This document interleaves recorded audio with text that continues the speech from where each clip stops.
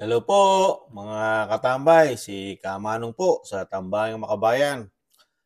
Ito po na meron po tayong kukumentuhan. Isang nakakalungkot naman po dahil alam natin sa panahon ni Pangulong Duterte, dating Pangulo, na malaki na po ang nabawas at tumahimik po, lalo po sa ating mga barangay, syudad, di ba, ang droga at ang mga gumagamit ng droga. Pero po ngayon, talamak na naman, di umano, ang droga sa ating bansa at napakarami na naman po na gumagamit po ng droga at napakadali na po nila ngayon bumili ng droga sa ating bansa dahil lagana po ang droga. Kaya po ito po, mismo ang Davao City po, ang anak po ng dating presidente na si Mayor Baste ay nagdeklara na po ng war on drugs po sa kanilang syudad dahil lumalaganap na naman ang droga at napakadaling bumili. Kaya po, pakinggan po natin ng isang vlogger na in-upload niya po. Lalo po, ito po is ang isang showbiz chika Dora na vlogger about po sa Davao City. Pakinggan po natin at komentuhan po natin mga katambay. Kamailan, pinag-usapan ng pagdedeklara ng gyera kontra droga ni Baste Duterte sa lungsod ng Davao. Aniya, bumalik talaga ang droga. PDEA just released, kung gaano kamahal ang shabu dito, it's extraordinarily high compared sa mga ibang lugar. Ang problema, ang shabu napakadali lang yan itago. Bibili sila sa labas, ipapasok lang nila dito. So may problema tayo dyan. Davao nga ito, hindi talaga tayo papayag na may mga bata, inosente na mga teenager, o mga pamilya na mapapasukan ng ganyan. So, I hereby declare that this city is at war against drugs. Ibig sabihin yan, pasensyahan tayo. Bibigyan ko kayo ng oras, umalis na kayo ngayon. This will be your chance to get out of the city. Dahil kung hindi, sorry. Nagsasabi na ako kagad ngayon pa lang, dahil kung hindi kayo hihinto, papatayin ko kayo. Kaya naman, ang tanong kailan magdedeklara ang Marcos admin ng gyera kontra droga kung lantaran at hayagan na ang mga ebidensyang talamak na naman ito sa bansa. Matapos na mag-viral ang lalaking aminadong nakadroga at nag-eskandalo sa BGC, bago siya madampot ng mga pulis, siya ay nagsisigaw at makikitang bangag sa bawal na gamot. Sinabi pa niya na kahit ang president ng Pilipinas ay takot sa kanya, pinagbantaan din niya na papatayin daw niya ang mga nakaalitan. Aminado ang sospek na nakadroga at araw-araw niya itong ginagawa kahit siya ay nag-CCR lang. Makikita sa lalaking ito na napaka-confident na umamin sa pagdodroga niya. Salamin daw ito na laganap na naman talaga ang droga sa panahon ngayon at oversupply pa dahil ang lalaking ito ay araw-araw na gumagamit. Ibig sabihin nakakabili siya anumang oras niyang gustuhin. Ibang level ang pagmamalaki ng mga drug addict ngayon. Ibig ba sabihin sa mga nakikita natin sa bangag na lalaking ito ay indikasyon kung gaano nalubog muli ang Pilipinas sa ipinagbabawal na gamot? Kaakibat ng talamak na droga sa bansa, hindi may kakailan na sobrang dami na naman ang mga krimen na nangyayari. Katulad na lang nitong mga kabataan na nagrambolan at hindi nagpapaawat sa mga pulis. Ang mga pangyayaring ito ay hindi na nangyayari sa nagdaang administrasyon, na wala ang mga nakakatakot sa kalye at alam yan ng mas maraming Pilipino. Paano nga naman may pagpapatuloy ang gyera kontra droga kung ang mismong Pangulo ng bansa ay inaakusahan na di umano ay gumagamit din ito? Sa katunayan, marami ang nagsasabing napanood na nila ang kontrobersyal na video ng Pangulo na itinatago nila sa pangalang Pulveron. Ayon din kay SAS, hawak na daw ng mga autoridad ang nasabing ebidensya at inaalam na lang kung legit o AI ang nasabing video. Ayon kasi sa post pahayag nito ay, in the coming months, video forensics will be put to work. One side will release a deepfake in order to undermine the real video.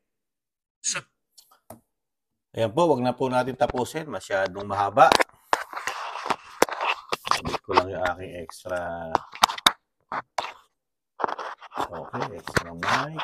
Okay, alright. Yan po mga katambay, ang nakakalungkot po, di po ba?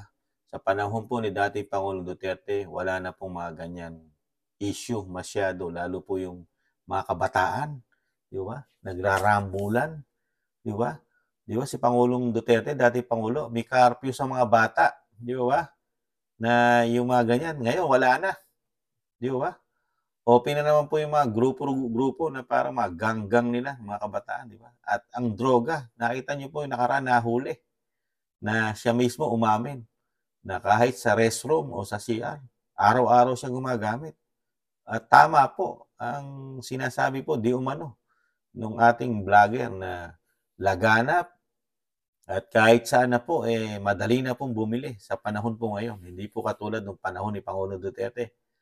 Hirap na hirap silang makabili, di ba? Pero ngayon, parang na namang tiyangge. Kahit saan, meron. At ganun din po ang Davao City. Kahit sinasabing malaki na ang pinagbago at safe ng Davao pagdating sa droga, pero sinasabi ni Mayor Baste, napakadaling itago. Ipinapasok, di ba? Yung mismo mga user o mga nagbebenta ng mga tulak na mga addict at nagbebenta, sila mismo ang pumapasok sa Davao para doon po talaga magbenta ng droga. At sinasabi mismo ng mayor na napakadaling itago ng droga. Excuse me po. Di po ba? Kaya nakakalungkot. Mismo ang ating presidente, ang tanong din po ng mga taong bayan, at ni Kamanong, kailan po kaya siya magdideklara ng war on drugs sa ating bansa? Dahil lumalaga na po ang krimen, alam naman po natin, pagkatalamak ang droga, at tumataas po ang krimen. Dahil alam naman natin ang mga nakagamit ng droga at dulong sa droga ay wala na halos sa katinuan. At napakadali po sa kanilang gumawa ng krimen. Di ba mga tambay? Kaya nasayang, nakakalungkot po, nasayang po ang pinaghirapan po ng dating administrasyon na napakalaki na po na nabago ng ating bansa, katahimikan ng ating bansa, ang ating barangay, ang ating city, ating probinsya, di ba? At ang napakalaki na po ng nabawas po ng mga gumagamit ng droga sa ating bansa. At hirap nang makapasok ang droga sa ating bansa noong panahon ni dating Pangulong Duterte. Pero po ngayon, nakakalungkot. Pero sa kabila nun, tahimik pa rin ang pamahalaan natin. Hindi natin malaman kung paano siya dumiskarte sa ganitong sistema ng kaguluhan, lalo isang problemang napakalaki sa ating bansa, ang droga. Di ba? Napakahirap na nga ng ating bansa. Di ba? Napakahirap sa trabaho. Hirap na tayong makasurvive. Walang masyadong trabaho. At napakamahal ng mabilihin. Tapos sasabay pa natin ng ganito. Mga katambay, droga. Di ba? Nilalamon ng droga ang ating bansa, ang ating mga anak, ang ating mga magulang. Di ba? Sa droga. Ay, nako. Ano pa kaya mangyayari sa mga susunod na panahon sa ating bansa kung hindi po ito maagapan, mga katambay? Kung hindi aagapan, kawawa po ang ating sambayanang Pilipinas at ang ating mga kabataan. Nandiyan pa ang problema ng mga kaliwang grupo, di ba? Terorista. Tapos bumabalik na naman ang droga. Ay, nakakalungkot po. Talagang saan kaya patutungo ang administrasyong Marcos sa nangyayari sa ating bansa? Ito kaya ay mariresolba ng sinasabing pagta-travel ng Pangulo na makakahikayat ng maraming mamumuhunan sa ating bansa. Ito kaya ay makakatanggal ng problema lalo sa droga. Paano tayo papasukin ng mga investor niyan, mga katambay? Kung ang ating bansa ay magulo at laganap ang droga at krimen, sino magtitiwala sa ating mayayamang bansa? Di mo ba? Nakakalungkot lang. Kaya ipagpatuloy niyo po yan, Mayor Baste, para maging lalong mas, mapayapa ang inyong syudad, ang inyong city.